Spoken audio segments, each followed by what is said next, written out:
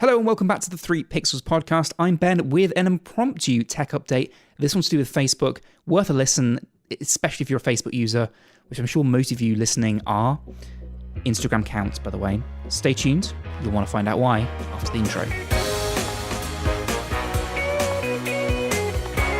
You're tuned in to the 3 Pixels podcast. This episode is produced by Ben Ridley.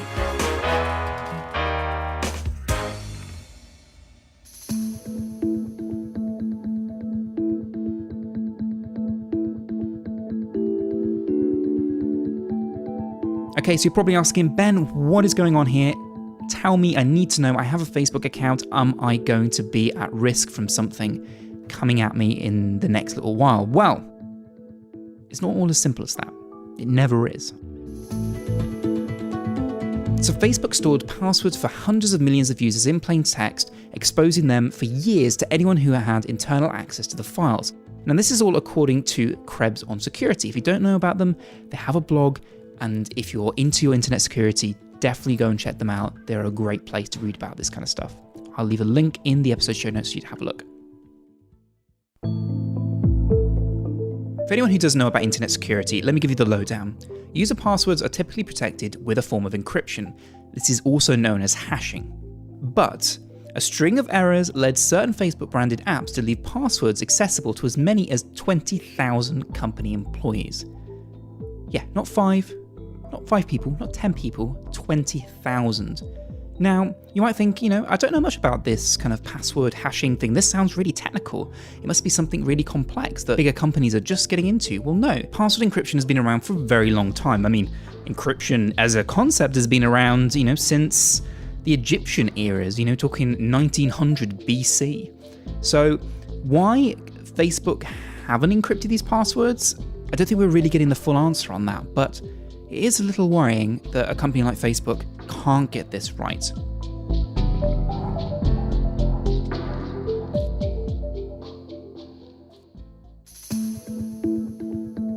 So how many people have been affected? Well, between 200 million and 600 million Facebook users are believed to have been affected. This is all according to Krebs.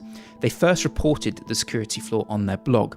Facebook have confirmed the issue in a blog post they title Keeping Passwords Secure. And it said the company identified the problem in January as part of a security review. Facebook says it has fixed the issue and has notified anyone affected, so keep an eye out for any emails coming in the next few days. According to Facebook, there is no evidence that plain text passwords were exposed outside the company or that they were abused internally. How you can prove that, I don't really know.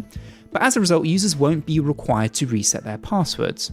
But might be good just to change it anyway. I think everyone should change their password every now and again, just for good measure.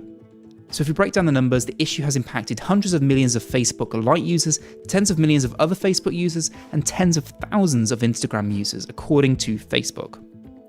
So although there's no evidence of abuse, at least 2,000 Facebook employees have searched through the files containing the passwords, and it's not clear what they were looking for when they did.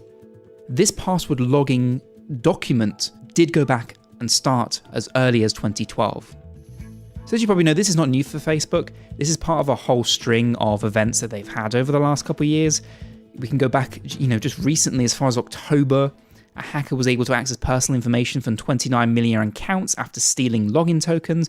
If you want to go back further than that, hacked private messages from 81,000 users were found to have been put up for sale, and none of that includes any of the wide-scale improper data sharing issues that kicked off with Cambridge Analytica and started putting real pressure on the company to change its practices.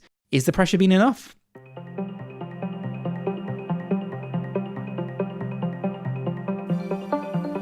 I know with big companies, there can be oversight, there can be things that are missed, and you've got so many employees, it's hard to keep everything under control. But something as simple as encrypting passwords should be your top priority. In terms of the amount of security risks that have gone on in the last while, hackings and things like this, you would think that they would be able to keep up on top of password security. It should be the least that they're able to do. So I'm extremely surprised. I almost spat out my tea when I initially read the headlines about this. I just think it's absolutely incredible, and I'm sure you guys listening right now can't believe it either. Please do get in touch and let me know your thoughts and any tips you might want to share with the community about how to keep your account secure. Personally, I recommend this on a daily basis, and this episode is not sponsored by any form of password manager, but a password manager is one of the best ways to keep track of your passwords. I have one I use at work, and I also have one I use for personal use, and honestly, I don't know where I'd be without them. I try and make sure every account has a unique password that I can't even remember, but my password manager remembers it for me, so I know that it's secure. And if something like this happens, where a password gets leaked out and is not secured properly, then I know that only that one account is affected. No other accounts, I haven't used that password anywhere else, and I think it's a great way that you can own your own security and you can be on top of it. These companies can often let us down, which is just proven here, but you can keep on top of it. So I'm not going to mention any names of password managers because none of them are sponsoring this episode, as I say. But if you Google password managers, there are hosts of them out there. They're all just about as good as each other. So go out there and have a look for them.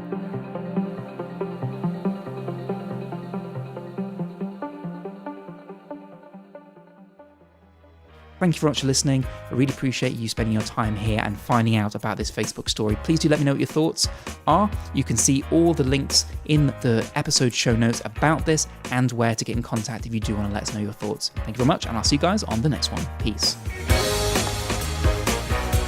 You've been listening to the 3 Pixels podcast with Alan Taylor, Martin Gregory, and me, Ben Ridley. Music provided by Epidemic Sound. With that, thank you for listening. We'll see you next time. Good night.